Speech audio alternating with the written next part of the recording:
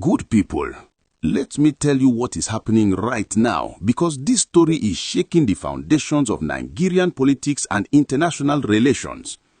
The Tinubu government has reportedly paid $9 million to a Republican lobbying firm in an attempt to calm tensions with the Trump administration after threats of further U.S. strikes on Nigerian soil. The situation is developing, and it shows how serious international politics has become for Nigeria. According to recent filings with the U.S. Department of Justice, the Tinubu administration signed a $9 million contract with DCI Group, a powerful Republican lobbying firm closely linked to President Donald Trump. The government has already paid the first $4.5 million installment, with another $4.5 million due by July, amounting to $750,000 per month for 6 months. It is one of the most expensive lobbying contracts ever signed by an African government. Why is this happening? It goes back to November, when Trump designated Nigeria a country of particular concern over religious freedom issues. Trump and several influential Republicans claim there is a Christian genocide occurring in Nigeria and accuse the government of failing to protect Christians. Then, on Christmas Day, the United States launched strikes in Sokoto State, targeting alleged ISIS camps in the Bauni forest.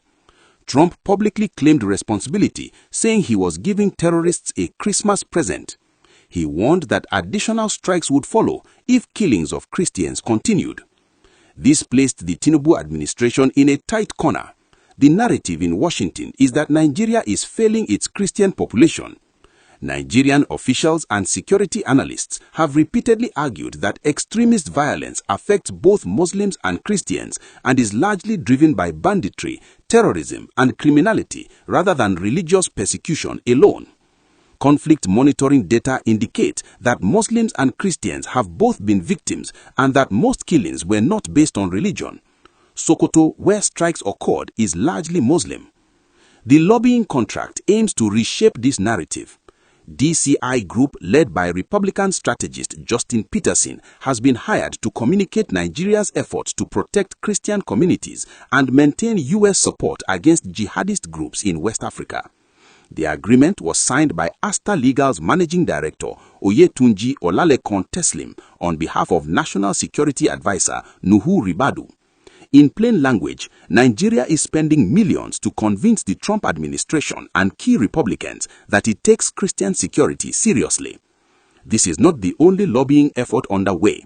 Nigeria also paid former U.S. Congressional Foreign Policy official Johanna Blank $5,000 to write letters to U.S. lawmakers Chris Smith and Sarah Jacobs on behalf of Senate President Godswill Akpabio, inviting them to visit Nigeria or host meetings in Washington.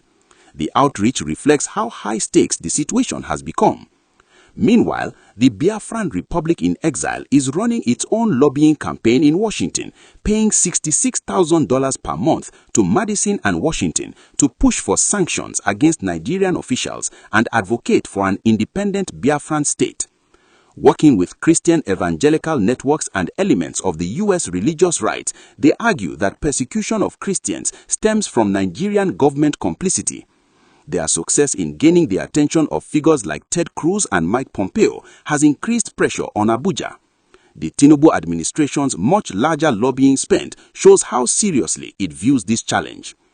These contracts followed high-level meetings in Washington between Ribadu, Nigerian intelligence officials, U.S. Defense Secretary Pete Hegseth, and Joint Chiefs Chair General Dan Kane. A joint working group was formed to coordinate intelligence and targeting.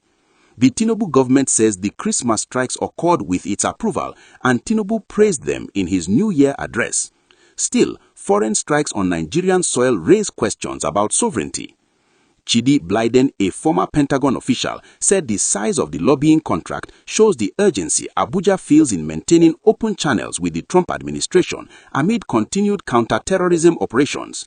The government wants to avoid more strikes, sanctions, or diplomatic deterioration.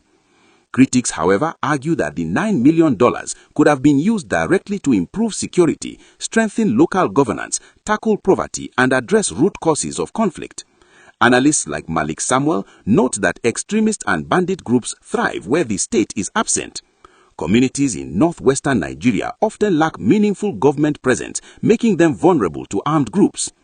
There are also questions about the strikes themselves.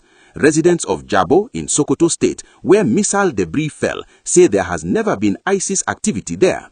Local lawmaker Basha Issa Jabo called it a peaceful community with no history of terrorist presence. This raises concerns about U.S. intelligence accuracy and potential civilian harm, something that has plagued past American air campaigns globally. Residents reported intense heat from the explosions, and fears of civilian casualties persist. Nigeria is now caught inside U.S. domestic politics.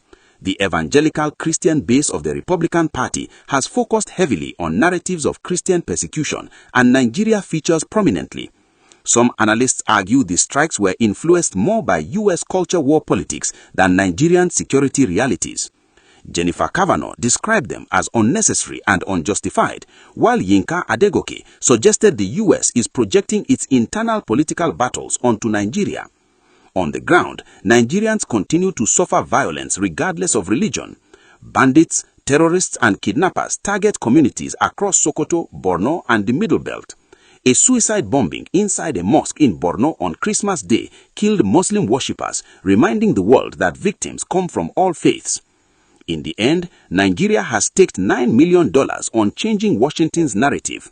The government hopes to stabilize relations, limit further strikes, and protect its international standing. Whether this expensive lobbying effort succeeds remains uncertain.